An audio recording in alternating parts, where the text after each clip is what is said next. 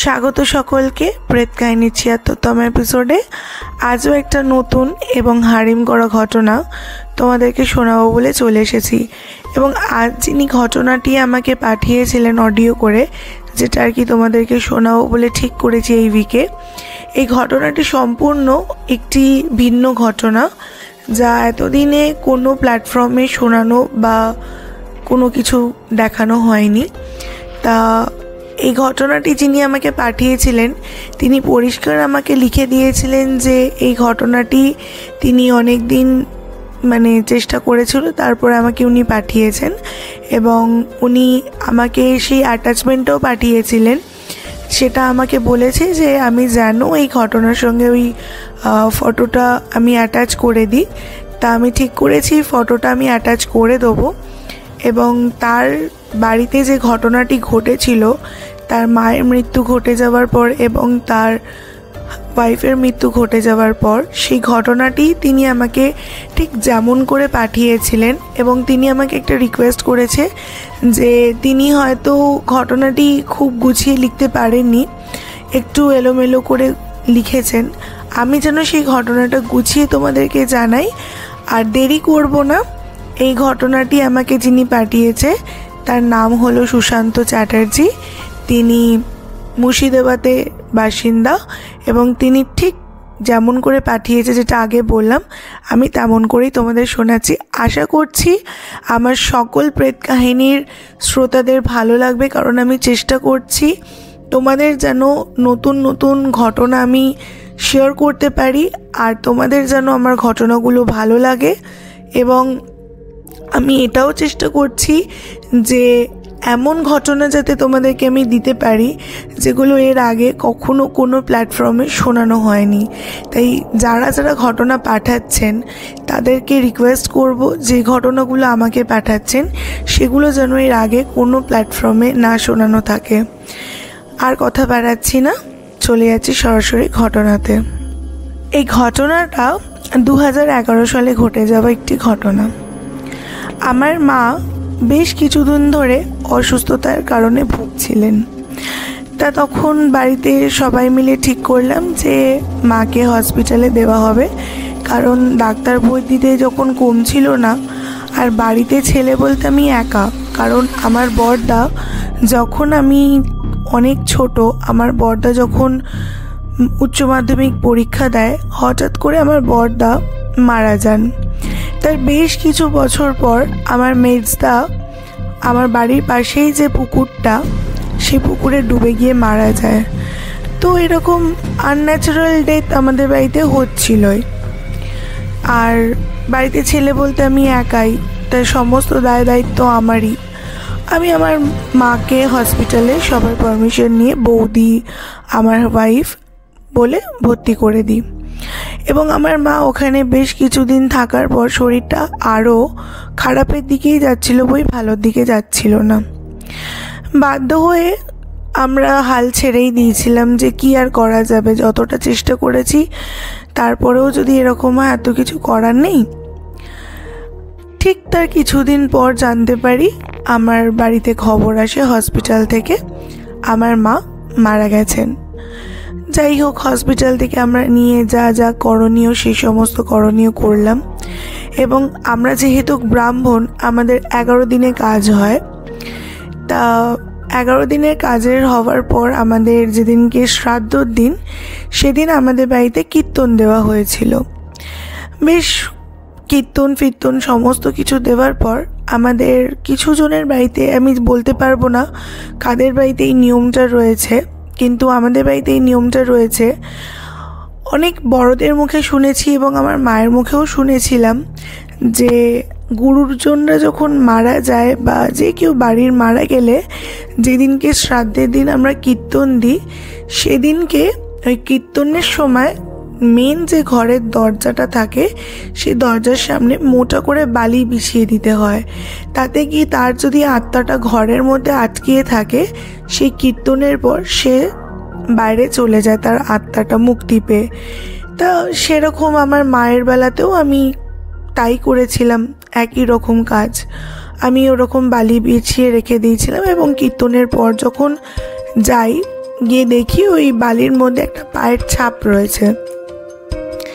তা তখন আমি ওই কী করব, আমি ওই পায়ের ছাপটা আমার বাড়ির প্রত্যেকটা আত্মীয় স্বজন যারা যারা মায়ের শ্রাদ্ধের দিনকে ওখানে অবস্থিত ছিলেন প্রত্যেককে ডেকে নিয়ে যাই এবং গিয়ে দেখাই যে দেখো এটা ছাপটা পড়েছে। তো তখন সবাই একটু কেমন ভুরু টুরু কুচকে বলেছিল, না না কেউ হয়তো এখান থেকে যাতায়াত করেছে, তারই পায়ের ছাপ পড়েছে, সেই জন্য মনে হচ্ছে যেন। আর আমার বৌদি তখন একটাই কথা বলেছিল, না না তোমার বউই এখান থেকে হাঁটাচলা করেছে, তোমার বউয়েরই পায়ের ছাপ পড়েছে। বারবার বলার সত্ত্বেও বৌদি বিশ্বাস করেনি যে ওটা আমার বউ মানে কেয়ার পায়ের ছাপ নয়। আমার কপালটা খুবই খারাপ। ছোট থেকে 2 দাদাকে তো হারিয়েছি, মাকেও হারিয়েছিলাম। তার কিছু মাস পর 2012 সালে জুন মাসের 6 তারিখে আমি আমার ওয়াইফকে হারাই। ও অসুস্থতার কারণেই মারা যায়। হয়তো অসুস্থতার কারণটা এখানে জানালাম না, কারণ ঘটনাটা অনেকটা বড় হয়ে যাবে বলে। পরে যদি তোমার ইচ্ছা করে তুমি আমাকে বলো, আমি জানাবো। যাই হোক, আমার ওয়াইফও মারা যায়। আমার ওয়াইফ মারা যাওয়ার পর বাড়িতে সবারই মন মেজাজটা খুবই খারাপ, কারণ বাড়িতে এক এক করে সবাই এরকমভাবে চলে যাচ্ছিল।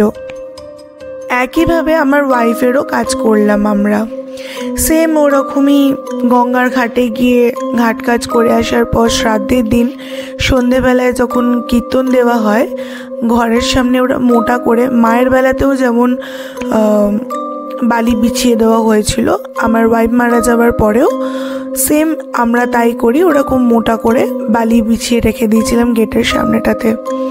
আর আমার বৌদি একটা চেয়ার নিয়ে ঠিক গেটের সামনেটাতেই বসেছিল এবং কন্টিনিউ ওই একইভাবে বালির দিকে তাকিয়েছিল যে কোনো পায়ের ছাপ পড়ে কিনা এবং কেউ ওই রাস্তা দিয়ে যাতায়াত করছে কিনা। অবাকভাবেই যখন কেউই ওই রাস্তা দিয়ে যাতায়াত করেনি, বৌদি ওখানে চেয়ার নিয়ে বসেছিলেন, ঘরের লোকও কেউ বাইরে বেরোয়নি এবং বাইরের লোকও ভেতরে ঢোকেনি। আমার মায়ের বেলাতেও যেই ঘটনাটা ঘটেছিল, ওই বালির মধ্যে পায়ের ছাপ, ঠিক একইভাবে ওই চৌকাঠের সামনে ওই কীর্তনের পর পায়ের ছাপ পড়েছিল।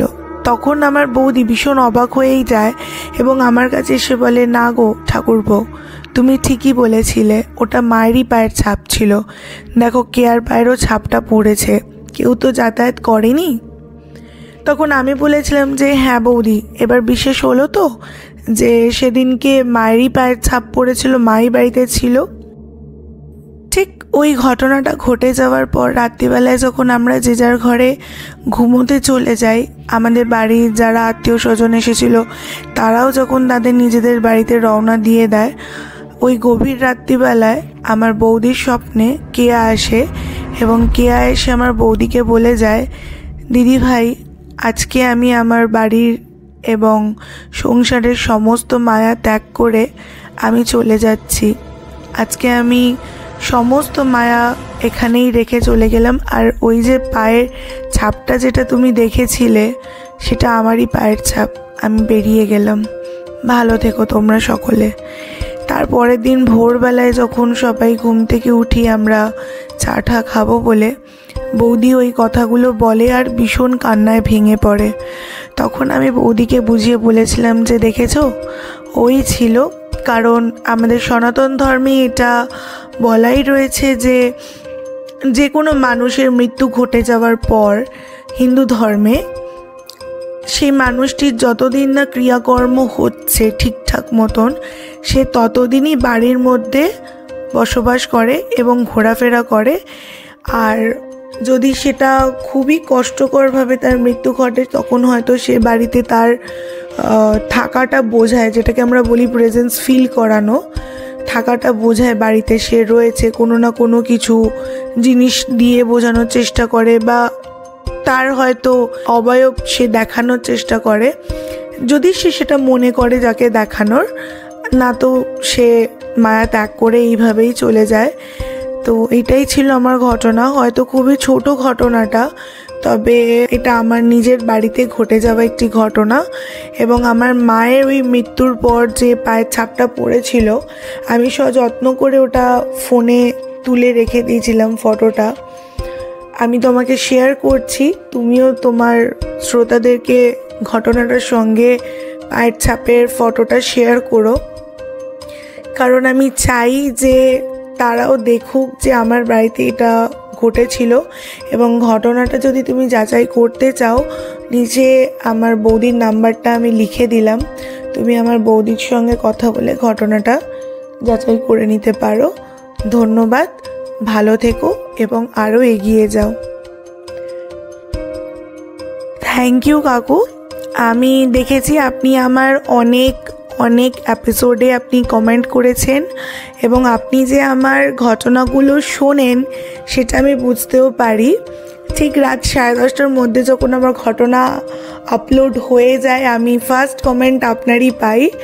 আমি সকল শ্রোতাদেরকে এখানে শাউট আউট করে বলতে পারি, সুশান্ত চ্যাটার্জি যিনি ঘটনাটি আজকে আমাকে পাঠিয়েছেন, তিনি আমার বেশ কিছু মাসের পুরনো শ্রোতা এবং তিনি নিজের মতন করে, এবং তার সাথে আমার পার্সোনালি ফোনেও কথা হয়েছিল ঘটনাটা পাঠানোর পর, এবং তিনি আমাকে খুব ভালোবেসে তার মেয়ের জায়গাটা আমাকে দিয়েছে।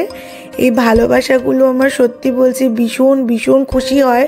মানে এই ছোট ছোট প্রাপ্যগুলো যখন আমি পাই, আমি খুবই খুশি হয়েছি। আর এরকম যারা আমাকে ঘটনা পাঠাতে চাইছো, তোমরা পাঠাতে পারো। আর যদি কোনো অ্যাটাচমেন্ট ফাইল তোমাদের থাকে, সেগুলোও আমাদেরকে তোমরা পাঠাতে পারো। যদি মনে করো যে আমি ওই অ্যাটাচমেন্টগুলো শেয়ার করব, সেগুলোও শেয়ার করতে পারি। তো এই ছিল আজকের ঘটনা। এবং প্রতিবারের মতন আমি একই কথা বলবো, যারা প্রেত কাহিনী কোনোদিনও কোনো অন্ধবিশ্বাস, কালো জাদু এবং কুসংস্কারকে প্রমোট করে না এবং করবেও না কোনো দিনও। কাজেই যারা ভূত বিশ্বাস করো ঠিক আছে, আর যারা করো না তাদের উদ্দেশ্যে বলে রাখতে চাইছি, এটা জাস্ট অ্যাজ আ এন্টারটেনমেন্ট হিসেবেই তোমরা নিও। আমিও এখানে ঘটনাটা শেষ করলাম এবং নতুন সপ্তাহের জন্য নতুন একটি ঘটনা লুকিয়ে রয়েছে। আশা করছি সবাই ওয়েটিংয়ে থাকবে সামনের সপ্তাহের জন্য। ধন্যবাদ, আর সকলকে জানিয়ে রাখছি হ্যাপি হোলি ইন অ্যাডভান্স।